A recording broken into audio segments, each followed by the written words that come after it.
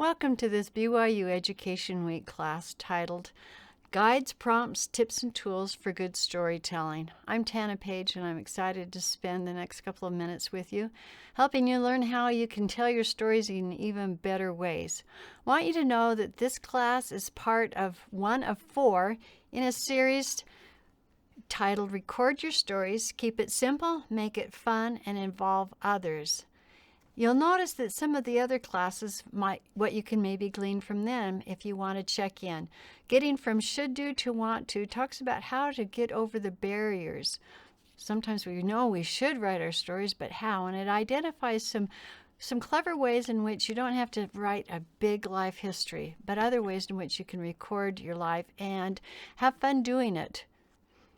Then making family stories fun and engaging for the next generation goes over some really fun ways and interactive ways in which you can engage children and teenagers in ways they like to learn about their ancestors and all the blessings that come from that. And the 4th one listed there, the joys and blessing of writing with others in church, family, and writing groups, reviews how you can get primary age kids involved, young women and young men, and also Relief Society and Elders Quorums, how you can spur writing your stories through those avenues, also how you can write with family members, and how you can create and run your own writing groups, which is a huge blessing. All right, now let's get back to guides, prompts, tips, and tools. We'll start right off with guides. One of the best guides I've ever found are TED Talks. Now, if you're not familiar, TED Talks are talks that have been recorded in settings and then made available online. They're usually about topics that the presenter is passionate about, and they prepare really, really hard for these presentations to where they're just really fantastic nuggets of storytelling and of ideas that are presented. Now, here in this slide, you'll be able to see some of the principles that TED Talks follows. One is that you're supposed to begin with a story, which is great advice for giving a talk and sacrament meeting, and it's also fantastic for writing your own life story. Sometimes we start writing details of where we were and when and what happened when we should actually start right in the middle of a story. Their counsel to in 18 minutes include at least 3 stories. Now, sometimes we think of stories as being really long, and sometimes they can be very short and have a great message. Another thing is that these TED Talks have one takeaway message. And when we write, maybe our whole life story has a lot of messages, but the story that we're telling at the moment has one takeaway, and we want to be able to focus on that. They're also told to practice, to give that TED Talk over and over and over, and as they practice it, to cut the clutter. And that's something we do when we write stories as well. We write a first rough draft, and generally, as we continue to refine the story, it entails cutting some of the clutter. TED Talks are supposed to be authentic. You can't pretend to be somebody you aren't. You have to be real. You have to be honest, and you have to be vulnerable. And we need to do the same thing as we tell our stories. And if we do that, we'll be relatable. And a little humor does a lot in helping us with doing that. All right, I want to highlight just a couple of TED Talks that I think you might want to check out. As you watch these TED Talks, focus in on how they tell stories, where they tell stories, and how they use those stories. But I also want you to take away the message. That's why I've highlighted these two TED Talks. First is Sir Ken Robinson, and it's titled, Do Schools Kill Creativity? And he talks a lot about how children are born artists. The problem is, to remain an artist as we grow up, we don't grow into creativity, we grow out of it. And I think his message is really strong as you move forward trying to record your stories and your own creativity and realizing that it's always there. It's just a matter of rediscovering it. Another TED Talk I highly recommend you check out is Brene Brown's The Power of Vulnerability. Now, in this talk, she discusses how being yourself, being open, being less than perfect, being real, helps create incredibly strong connections. and that's really what makes life worth living, and the power in living. And she says this: grace means that all of your mistakes now serve a purpose instead of serving shame. I love that, because when we're sharing our stories, we have to be vulnerable. We open ourselves up, and she'll help you identify how to do that, and I think spur you on some of the stories that you might want to share. Another great way in which we can, or other great guides for telling our stories, are general conference talks. Often, the general authorities embed their talks with stories. Now, I want to play a game with you, and it's called Name That Story. I'm going to show on the screen an excerpt from one of the talks. I'll read it. I want you to see how fast you can identify who's speaking and the rest of the story. You ready? Here we go. Able tech people tried to teach me how to use the computer. They literally stood behind me, reaching over my shoulder, their fingers moving quickly and tapping a percussion symphony against the keyboard. See, they would say proudly, that's how you do it. I did not see. It was a rocky transition. My learning curve was more like a brick wall.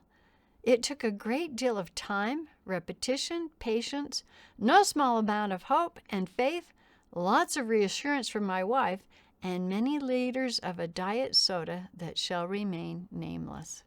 That was Elder Uchtdorf's talk, and he was referring to the challenges of becoming computer literate, which was necessary in his duties as part of the first presidency of the church.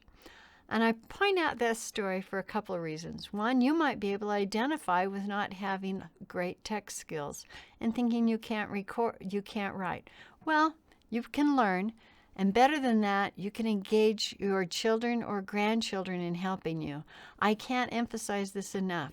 Your lack of skills might be your greatest strength, because as you involve them in helping you, they will have skin in the game, so to speak, and they will be more tied to the stories that you want to record than anybody else. Those who do learn the most, so don't ever hesitate about using others if you don't have skills. The other point I wanted to make is his little quip about a soda that shall remain nameless. Just in that one little line of humor, we all could identify with him so quickly, and he became more beloved as he said that line. Here's another one. I bet you get this one really quickly. Ready? Here we go. And then what I thought was the perfect solution came into my 8-year-old mind. I said to Danny, all we need is to set these weeds on fire. We'll just burn a circle in the weeds. Did you recognize that that was President Monson in April General Conference? I remember when he told this story and marveling at his storytelling skills and all of the ways in which I could identify with that story. I could identify with being a little kid and thinking that I'd come up with a great solution to a problem. I could identify with the parents who also had to go out there and beat that brush fire to death, and with the neighbors. And I wondered if any of them had any idea that they were taking care of a problem created by a future prophet, and how they might have reacted differently had they known. Well, stories are great sources of power. They are because they grab our attention and we listen. I've noticed that sometimes my mind will wander in sacrament meeting, and then all of a sudden I'm riveted on the speaker because they've jumped into a story. Now, that's not just because my brain is trained to go to stories. All of our brains are trained to go to stories. It's how we're wired to learn.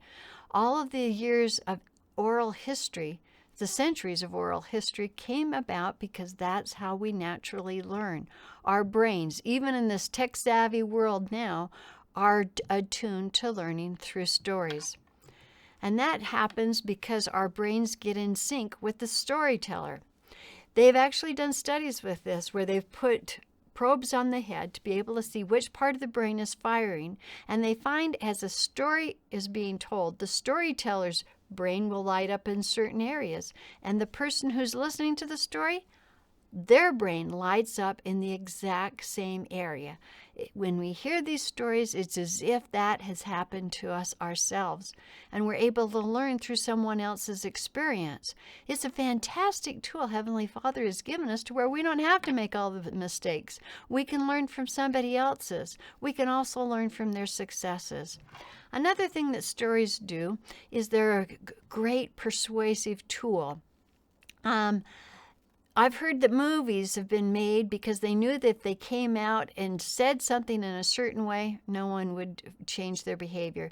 But if they made kind of a humorous movie about it, where we were able to see the foibles of society, it would be more persuasive to change. If you're going to give a sales pitch in a boardroom, you want to start with a story. People are being told to tell stories all throughout the corporate world. It's a way in which you can persuade other people to do something or to think something or to feel something. They're memorable. I bet if you finish General Conference and tried to make a list of every talk that you could remember, your brain will automatically go to many of those stories. And then as you remember the story, you'll remember the principles that were being taught. Another thing is that stories are fantastic ways of teaching multiple lessons. Now remember, when we were talking about President Monson's burning of the weeds, I identified with him, I identified with his parents, and with the neighbors, and maybe even with his buddy. Have you ever noticed that in the parable of the wayward son, the prodigal son, when it's been told and reviewed, have you found yourself identifying with the different characters at different times? Maybe the wayward son, maybe the older son, maybe the father, or maybe even thinking about what the mother was feeling in the background. That's one of the other great things about stories. They can teach us different things at different times. One of the reasons why the scriptures seem to unfold new things to us every time we read the Book of Mormon different, for instance. So stories are fantastic ways of teaching lessons. And sometimes we'll even write a story and the Holy Ghost will teach someone a lesson from it that we didn't even see coming or we didn't anticipate. Now, I want to move on to another part or problem about telling our stories, though. Even though we know that it's got all of this great power and persuasion and could be such a blessing to others, it's not the easiest thing to do because Satan doesn't want us to do it. Now, Satan has a way of teaching us to think with gremlin thinking. This comes from Brené Brown, gremlin thinking. I call it Satan. And it becomes gremlin thinking when I go into thinking patterns that he has rooted into me. Thoughts such as, my life's not worth recording. Or, no one will read it even if I do record it. Or, there's too much hard stuff that I've gone through. I don't want to relive that, and I don't want to share it. Or, I can't write. I don't have any skills. And I don't have any idea where to begin, and I don't know if I even remember my life. All of these are what I would call gremlin thoughts. And I want to warn you, as you get busy writing your story, they are going to pop up. Either because they've been trained into you and it's a natural thinking rut you get into, or because Satan's right there and wanting you not to write what you need to record. So, when any of these thoughts pop up into your mind, identify it for what it is. Oh, that's a gremlin thought. Just acknowledging it, and by acknowledging it for what it is, you can push it aside and move forward with faith.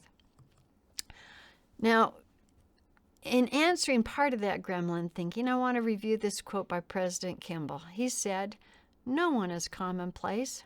I doubt if you can ever read a biography from which you cannot learn something from the difficulties overcome and the struggles made to succeed. Nothing is common. No matter what your struggles and hardships are, we can all learn from each other from that. And yes, we all have hardships. So those are some important things, as I've mentioned before, that you can put in your stories." Here's another quote that I think is fantastic. It's by Hartman Rector Jr. "I believe that writing a personal and family stories will do more to turn the hearts of the children to the fathers and the fathers to the children than almost anything we can do. Think about that. You might have some children that you wish were more on the covenant path than they are. He's saying, I can think of nothing.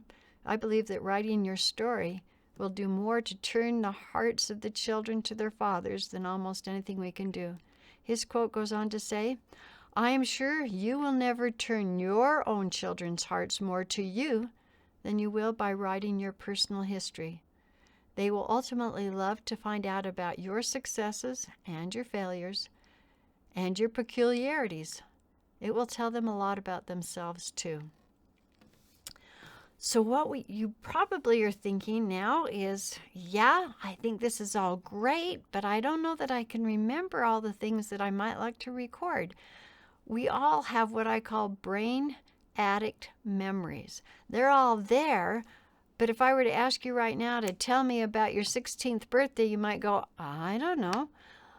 Or what it felt like to be 12 and have someone not be kind to you, or other little prompts like that. Sometimes we go, I don't know.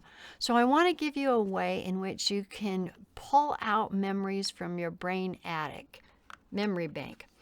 What I want you to do is get a piece of paper, or on your notes, just make a 4-quadrant. I'm going to give you 4 major prompts. And you might want to write some ideas in each of these prompts as I go through that, all right? So I'm giving you just a minute to get set and get ready before I turn my slide here. All right, in the first quadrant, I want you to write people. And I want in this quadrant, you can record all the people who have shaped you, challenged you, encouraged you, or inspired you. There's so many people that have been a part of your life. Now I find that I can remember stories most when I'm listening to somebody else's story. So I'm going to play Jackie's story while you're thinking about the people in your life. And as you're listening to Jackie's story and thinking about people, I want you to notice how Jackie describes the people she's going to tell us about. She is a master at writing people as their real selves, not some artificial, perfected, imaginary person, but their realness. And it's their realness that makes you love them and identify with them. So just enjoy the story as you have people pop into your mind. Helga and Wally, a dissertation on the attraction of opposites and its consequences. When Wallace William Danzy and Helga Elizabeth Valborg Magdiel decided to marry, could they have guessed how the poles of their personalities would resist and resent one another? Not that the big issues separated them. They were the same race and religion, even born in the same town. But their opposite approaches to daily life was the cause for almost daily friction. And their head-ons were further complicated by their basic philosophies of what life was really about. Dad's idea seemed to be that most of life was a duty, and the first way to fulfill that duty with any degree of competence was to develop the virtues of punctuality and order. Probably sometime before he ever met Helga, he'd rested his case on the 2 pillar axioms: never, never be late for anything, and have a place for everything and everything in its place. His drawers were organized. His tools were organized. His head was organized. Tasks were sorted, timed, and done in order of priority, with no interruptions allowed.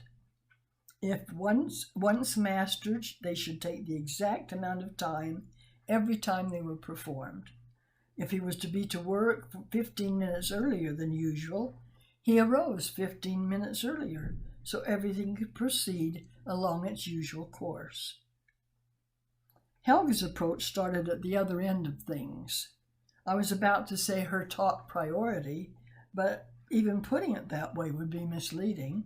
She didn't think in priorities, nor did she operate with any particular order in mind.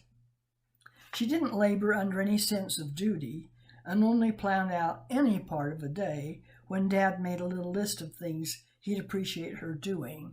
For example, take the car in for repairs, telephone the gas company, make a dental appointment, and so forth. Therefore, nearly every morning was a brand new surprise, just waiting to be opened to see what might happen. Mainly, life was to be enjoyed. That didn't mean she didn't work hard. When she got into something, it got a thorough cleaning. Whether stove or fridge or toilet was the offending target, it wasn't given up on until it was gleaming. Helga was not a dirty or slovenly housekeeper, just a spontaneous and somewhat sporadic one. To be fair, I admit there were rewards for such slapdash method of husbandry. Proceeding with no plan, she was almost always available to help a neighbor or play with a child. Many of the times we played jacks on the kitchen floor before the breakfast dishes were done or a bed made. And Helga was known throughout the neighborhood as the one you could count on for help, or listening to other mothers, or making animal pancakes for all the children around. I had enough of Wally's genes to make me shudder at clutter. Dusting my parents' bedroom drove me especially wild, because Mom's dressing table, or vanity, was an archaeological tale in miniature. Layers of artifacts that told the story of what she'd been doing the past week. Comb, brush, a couple of stray seashells, bobby pins, powder puff, powder, 2 or 3 buttons that had lost the clothes they belonged to, lipsticks, a grocery receipt, a belt, earrings, pins, a cake recipe, a ring, a necklace, needles, thread, mascara, rouge, a handkerchief, a scarf, a coin purse, a larger purse, gloves, a hand mirror, and at the bottom a trio of rumpled doilies. Dad's pristine chest of drawers across the room stood in disapproving silence, gazing down on the sloppy vanity. As this dissertation progresses, I think of one scene after another, and I'm both amazed and amused to realize how many areas of conflict open up between 2 decent, moral, law-abiding, well-liked people with a host of virtues in common when they merely sit too near the opposite ends of a teeter-totter of order and chaos. The harder Dad tried to bring Mother down to earth with the weight of his bumping lectures and logic, the more impossible it became for her bantamweight retorts to balance out anything, and thus the tighter she held on to her precarious perch. Don't you love Helga and Wally? Just from how she recorded them? If you're wanting to write something about your parents or your grandparents, be sure and do it in a real way, and also write it from your perspective and record it that way. Your truth might not be exactly the truth of how someone else felt them, but no one can argue with that. And you won't necessarily have to worry about getting it wrong. I just think Jack is a master about writing about people. Okay, let's move on to another quadrant, and this one is going to be places. This could include all the houses you've lived in, or the schools you've attended, the fields or courts that you've played on, basketball courts, soccer fields, or maybe the outdoors that you've enjoyed, the mountains, also your vacations that you've taken. All of these are important places in your life. But before you think about all of those, I want you to focus in on just one of your childhood's homes. What I want you to do is in this places quadrant is I want you to draw a floor plan of that home. And as you draw it, you will notice that all kinds of memories start popping up. I'm going to play some music, and it's going to be less than 2 minutes, but during that time, draw your floor plan and see what memories come to mind.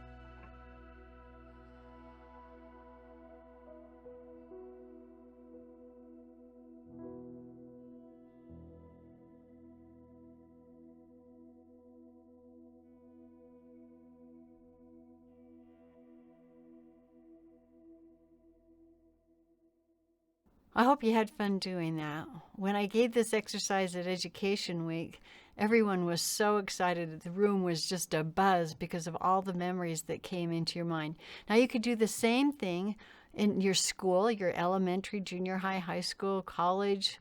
As you think of the places, even if you don't even draw down the floor plan, as you mentally go there and walk through the different areas, memories will start flooding to your mind. So that's a fun exercise. Something you might want to do on Sunday afternoon is just sit down and think about all the places you've lived and start making a list of what comes to mind. Okay, in the third quadrant, write events. And in here, this might be things that have happened to your family, might be worldwide events that have played a part in your story. Decisions that you made are also an event, especially those hinge decisions that President Monson used to talk about, how our lives turns on small hinges. When did you decide? How did you decide to go on a mission, or get married, or buy a home, or take a certain job? Those are I think of those decisions as being events. Accidents also play in this. It could be a pleasant accident or it could be a horrific accident. A broken bone, a smashed car, all of those things might be events that come to mind. Laura's going to share with us an event that happened in her childhood. And what I want to point out is that events don't have to be what we would normally consider a big blockbuster event. Simple, small things really tell the story of our lives sometimes much better than major events. When I was 9 years old, I was disappointed that our town was not having a Pioneer Day parade, so I decided to organize one myself. I enlisted the help of my siblings and friends.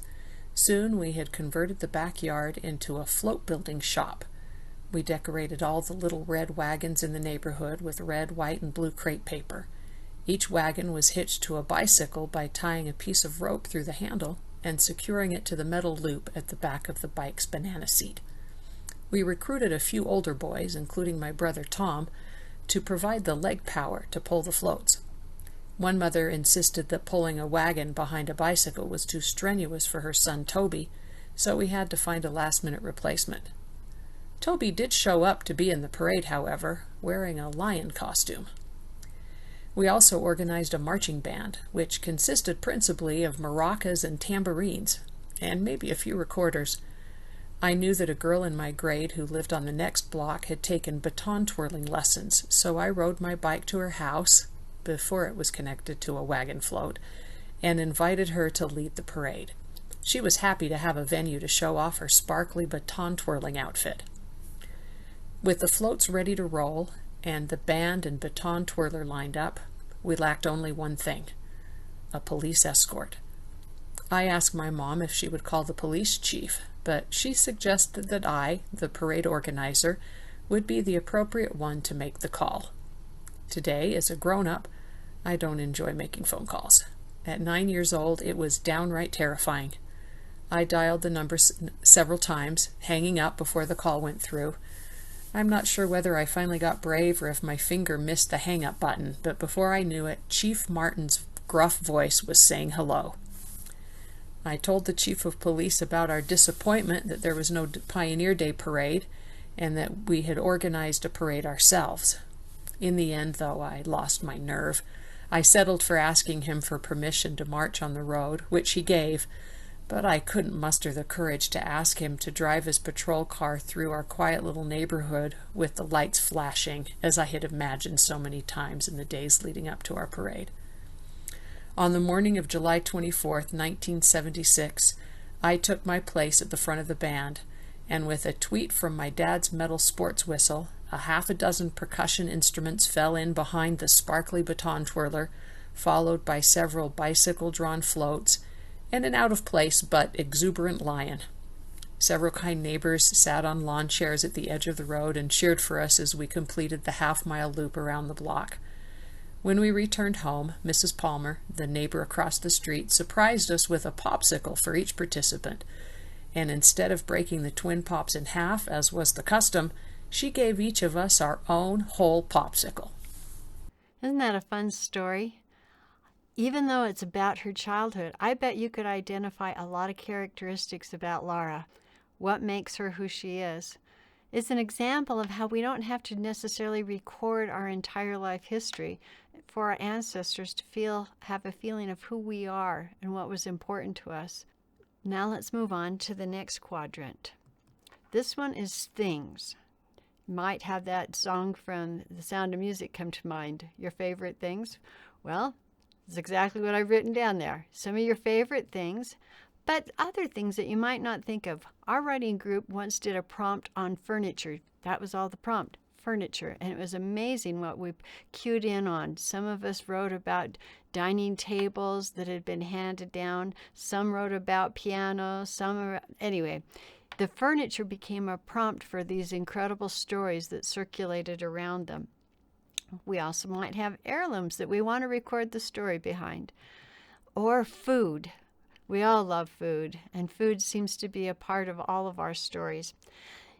Here is Flory, and she's going to tell us a little bit about both heirlooms and food. As she talks, you might want to consider some of your favorite things that you might like to write about. Each time we visited, my mom would warn us just before we got out of the car, reminding us that we had already eaten and we were not to ask for food or tell Grandma we were hungry. But we all knew Great-Grandma kept a small drawer of Brock's wrapped candy mix. After ringing her loud chiming doorbell and saying the requisite hellos, we would race to the kitchen for a piece of candy. Inevitably, she would ask if we wanted a little snack, and soon we'd be seated around her yellow Formica table, eating roast beef sandwiches and drinking small glasses of cold root beer. She had an ingenious method of making large batches of creamy chicken pot pie filling, which she kept in mason jars in the freezer. Her freezer also held a shoebox filled with pre-baked pie crust rounds, which she carefully stacked between layers of wax paper. When company came, she would defrost a jar of filling and then serve it in small glass bowls with freshly warmed pastry rounds on top for a delightful and delicious personal chicken pot pie. When Grandma Effie moved into a care center at the age of 89, Rob and I lived in her home for a few months.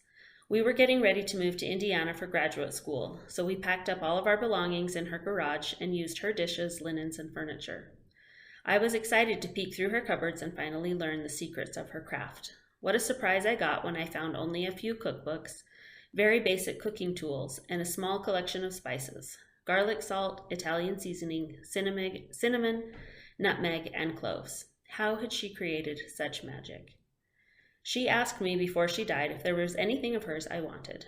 She and my grandfather had traveled all over the world, and she had drawers full of handkerchiefs, embossed leather bags, scarves, figurines, baskets, and trinkets. I asked her if I could have one of the crystal relish trays from the built-in china cabinet in the dining room.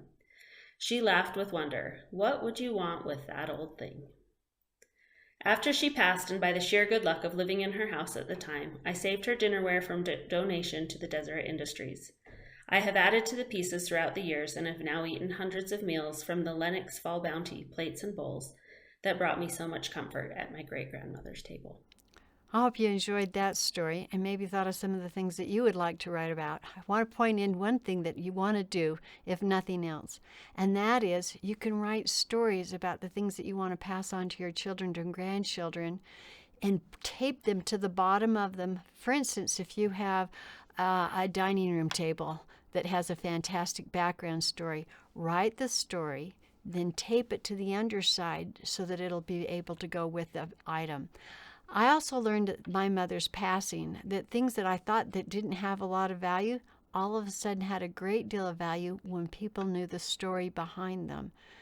I did learn this in my mission when one of my companions shared with me that when her grandmother passed, she wanted this little plastic picture that looked like it had come from a five and dime shop. No one else would want it. They would think it would trash. It probably wouldn't have made its way to the DI. But the story behind that picture is that when her grandparents were married, they were so poor. They had little to no money. Her grandfather wanted to give his wife, his new bride, a gift as a memento for this occasion, and that's all they could afford. He slipped into a little store and bought that and gave it to her. Well, My companion wanted that, of course, because of the story behind it. So even our stories can make our things so much more valuable. There are all kinds of prompts that can help get us our memories out of our brain attic. But I also want to focus on prompts that can help us tell our stories well. And the following 4 are what I call the golden prompts. They're what everybody wants to know about you. And they include a little bit about who you are, what makes you tick, what you find funny, what your values are, so to speak. They also want to know your love story and all that went into it, or why it didn't materialize and how you have dealt with that. Maybe you don't even know why it hasn't materialized yet, but how you dealt with it. Or if something went wrong, how you dealt with that. They also want to know about your conversion and about your redemptive part of your stories. How did you gain testimonies a part of the gospel? How have you changed because of the gospel? And what have you learned through life? And what wisdom can you pass on? And especially, how did you get through hard times, as that gives hope to the rising generation who reads your words. You can also find canned prompts on the internet. There's all kinds of them everywhere. I've seen sites that say 101 and other sites that say 501. There's more prompts than you could ever answer. There's even some commercial places where you can go and they'll send you a prompt a week. And then by the end of the year, you will have written your whole life story. And that's one way in which you can record your life, and it's great. Here's just some examples of some what I call canned, somebody provides them for you, prompts. What early decision did you make that impacted your life path? That's going for one of those hinges, an event. How has wealth, or the lack of it, affected you? That attacks some of those things in your values.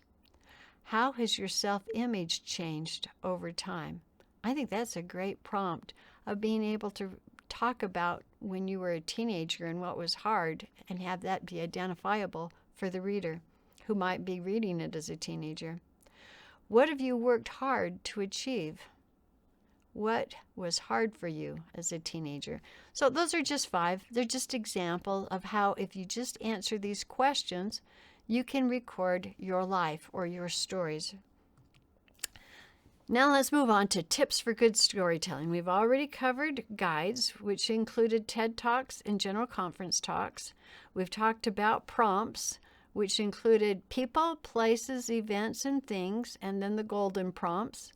And then canned prompts that you can also tie into. But now let's go into tips. One of the first ones I want to mention is create a greenhouse, a story file. And it doesn't have to be the written story. It can just be a couple of words that help you identify the story. And I think of it as a greenhouse is that it's like when you put seedlings into a little pot and they start to grow. You kind of think about it a little bit here and there. Not every one of those seedlings will necessarily grow into a full plant. You might not repot all of those seedlings and put them in your front yard, so to speak. You just want a place to place all of these seedlings and let them kind of nurture a little bit in the back of your mind. Make lists of them. It might be in a 3x5 notebook, or it just might be on a 3x5 card where you write them and have them in your purse or in your back pocket. And when an idea pops into your head, you can write that down. It might be a sheet like I had, people, places, things, and so forth. However you want to do it, just start writing them down and create this greenhouse. Second tip is to identify the audience to whom you're writing for. Now you might say, yeah, it's for my children, my grandchildren, the future posterity. That can be a little bit nebulous. I suggest you try to hone in a little bit more specifically on who your audience is. Now, when I train teachers, I tell them to think about the kid sitting in the class who just is wreaking attitude, like, right? If they can teach that one child, if they can tune into him and grab his interest, they'll have the whole classroom. So I suggest you do the same thing in imagining in your mind, maybe it's a great-grandchild in the future who's struggling. The more that you can think about that person, maybe in your mind, you're having to create it. You don't know exactly what's going on. But if you have something concrete in your mind and you write to that person, your writing will be much more powerful. So create the audience with a purpose in mind. You've got a goal, something that you want to intend to send in your message. So you've got your audience and you've got your goal and you've got your seedlings of ideas that are helping you get there. Now, when you start to write, what you want to do is you want to write in a way in where it's movie, more like a movie than in telling it. You don't want to just tell, you want to show. Well, what do I mean by that? Well, you want to convey emotions. Instead of saying, I was so mad, you would put in what you said that it depicts that you were mad, or what you did, or what you thought, or how you reacted, that shows the emotion rather than just identifies it with one word. You want to include details that include the senses, what you saw, what you smelled, maybe what you heard, or what you felt. And there's a real trick in knowing what details to include and not. You don't want to have every detail so that it's like in your memory and you're remembering everything. That your teenage audience that you're trying to write to will tune out. You just want a couple of details to where it'll come into their mind and they can identify it with it. You can think of how you've read a book and then you go to the movie. Well, the way the producer, the director saw it in their mind is different than yours. Their details were different than yours. It's the same thing. You don't have to put in every single detail how you write, just enough to where they can visualize it. You want to include dialogue to where things are said rather than talking about, telling you what was said. Include the dialogue. And you want to create some sort of sense of curiosity or suspense of what's going to happen. They might anticipate or think they know, but they don't know for sure. So you want to kind of heighten that curiosity. And then, again, as we talked about with the TED Talks, you want to be authentic, honest, vulnerable, and relatable. Now, I want to show you what I think is one of the greatest guides for writing good stories, being a good storyteller, and that's the Book of Mormon. It is a masterpiece. I know lots of times we start over with Nephi in the beginning over and over again, and that's a great place to start. Read it carefully for the content, but also pay attention to how he communicates what he wants to tell us. It is a masterpiece. Did he have a story file? Of course he did. He talks about the large plates. He didn't just write this masterpiece out of thin air. He had written large plates, and he took from the large plates. And in one of my classes, I talk about how you can do that. So you might want to check out that class. It's called Getting from Should Do to Want To. So I won't take more time on that right now. Okay, he used a greenhouse. He had a story file. Then the second one, identify his audience. Well, he tells us exactly who his audience is. I write unto my people, he said. And then what's his goal? And upon these I write the things of my soul. We write, he's referring to both he and Jacob and others, we write that our children may know to what source they may look for a remission of their sins. Right there he even states what his goal is for us. Moving on, movie, show, don't tell. Well, here are some of the major stories in his writings. Did he include emotions? Absolutely. He didn't just say, my brothers were mad. He depicts exactly what they did to where you know how they were feeling and how he was feeling. And I think what's fascinating is the details he includes and the details he excludes. What he writes in total is at most about 60 pages, and that's even with all the footnotes. If you remove Isaiah and Jacob's writings, it's not very much writing, and yet he's able to cover so many stories and do it so well by including in very important details, but not all the details. Then he also includes dialogue, and he creates suspense and curiosity masterfully. All right, going on. How about that authenticity? Is he honest? Is he vulnerable? Relatable? Well, I think when he tells us, oh, wretched man that I am, he absolutely is. Even though we kind of think of Nephi as a superhero, doing everything right, He lets us know he wasn't perfect. He also lets us know his mother wasn't perfect and his father wasn't perfect. And I think it's also interesting that he lets us know what problems his brother created, but he doesn't harbor on them. He gives us just enough detail to where we know what's going on, but he doesn't stew in it or complain about it over and over again. Just gives us the facts of what we need for the storyline. And he also tells us that he's been commanded to write these things notwithstanding my weakness. He had gremlin thinking as well, I think. But he knows that the Lord's commanded him. He doesn't have all the skills, but he's going to do what the Lord has commanded him to do. He's not the only one in the Book of Mormon. We find that Moroni had these same feelings. He says the Gentiles will mock at these things because of our weakness in writing. And only a few have I written because of my weakness in writing. If you feel weak in writing, you're not the only one. So don't let that keep you back, hold you back. Okay, let's move on to what about recording the hard stuff. Again, the Book of Mormon is a fantastic guide for knowing what to include and what to exclude. But here's some principles that I'll pass along to you. Write first for yourself. Now, you might be the victim of abuse. You might have had alcoholic parents. You might have had other tragic, hard things happen to you that you haven't totally processed yet. Writing them will be an incredibly healing process. I strongly encourage you to write that in as much detail and tell it however you want to for yourself, and then let it sit for a while. After you come back, and after a great deal of prayer, you'll know what to include or exclude from that writing for others, or how to change it and rewrite it. The other thing is study how the scriptures have done it, and it's not just Nephi, and it's not just Moroni. You will find so many lessons throughout the scriptures. For instance, I think it's quite interesting that Peter tells us so much about the cock crowing 3 times. If he hadn't told us that story, would we know it? A lot of the prophets tell us about their weaknesses because the main character in their story is the Savior. And it's a story of redemption, and that's what they're passing on to us. So don't be afraid to tell about hard things and how you messed up and how you were redeemed.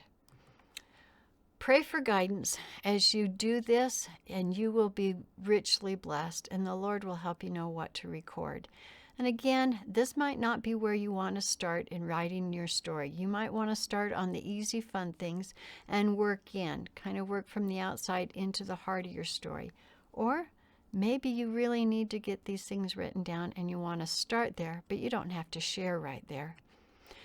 And also, again, write from your perspective. If you're writing about a very difficult family situation, you don't have to try and write it and tell your parents' point of view or your siblings' point of view. Just write it from how you saw it and what you experienced, and that will be authentic and true to you. All right, here's some more tips on writing. Begin where there's energy. Now, I've told you about those seedlings that you've got planted in your greenhouse, your story file. Where should you start? Not at the beginning of your story. You start wherever you're feeling energy, wherever you feel drawn. Pick that up and just write that however you feel like it. And also, write your story first. Your parents will end up in your story. If you feel like, oh, I can't write mine, I should record mom or dad's first, don't. Write yours first. And you will be surprised how much of their story, without your even trying, will show up in your story. Use deadlines. Deadlines are your best friend. Figure out something maybe that you want to have ready to give to somebody by a certain time. I use Christmas. That is my magic deadline. And then because I'm getting to this point, something done at Christmas, I have all these other deadlines, these stepping stone deadlines that pop up for me. And write from your speaking voice. You might be very talented and have written professionally in many ways. I would encourage you instead to use your speaking voice Don't try to sound really smart, or don't worry about that. You want them to hear what is as if you're sitting there talking to them. And there's ways in which you can do that easily too. I'll show you in just a minute. The next tip is write badly. Do not try to write really good at the beginning because it'll stop your flow. Just write badly. Let it be poor sentence structure, poor spelling, not even having all the ideas together. Just let it flow, write badly, and then let it sit. And when you come back, after having let it sit for a while, if you try to edit right away, you can kind of get caught in a swirling over and over again, redoing things over and over again. If you let it sit, you'll find it much easier to edit and to know what to include and what to get rid of. I never get rid of anything. When I cut sections out, I put them into another folder, so I've kept it. I set them aside, and just doing that frees me up to edit down. Now, you remember in the TED Talks, they are encouraged to cut the clutter. This is what you're doing when you're editing. You're cutting the clutter. A couple of tools you can use you already have on hand probably, and one is your cell phone.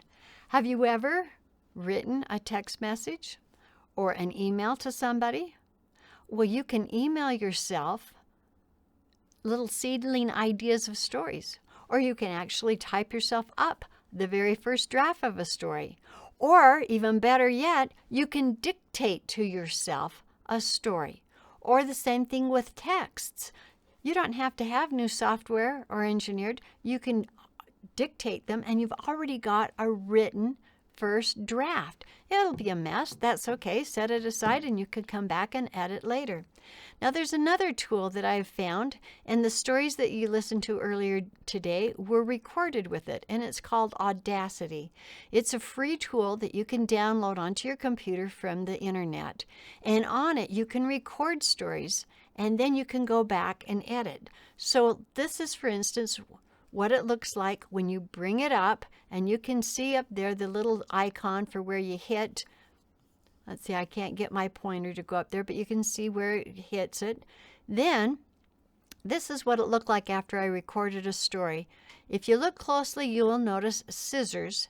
And in the scissors, you can use, if you click on that, you can clip out, like for instance, if you coughed, or if you thought, I want to back up and tell that part over again, you can clip. You don't have to back up. You just keep talking, and then you can clip out the area where you coughed or where you wanted to rechange it. And that's a fantastic way in which you can record other people's stories as well. Maybe not have them written down, but have them recorded in an audio format. So those are just a couple of ideas. Of course, you also know you can take video on your phone. Sometimes, though, videos with stories can get cumbersome and hard to record for a long time. There are places where you can commercially go in and have them recorded if you want to. Now that gets us to the end of today's class. I hope you have felt inspired and directed and got some ideas down, that your brain attic has been shaken a little bit and you've thought of some things that you haven't thought of before.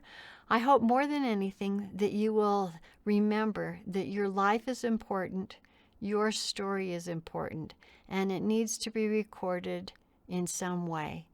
Go where the energy is and let the Holy Ghost guide you. Pray before you start writing, and He will help edit your thoughts.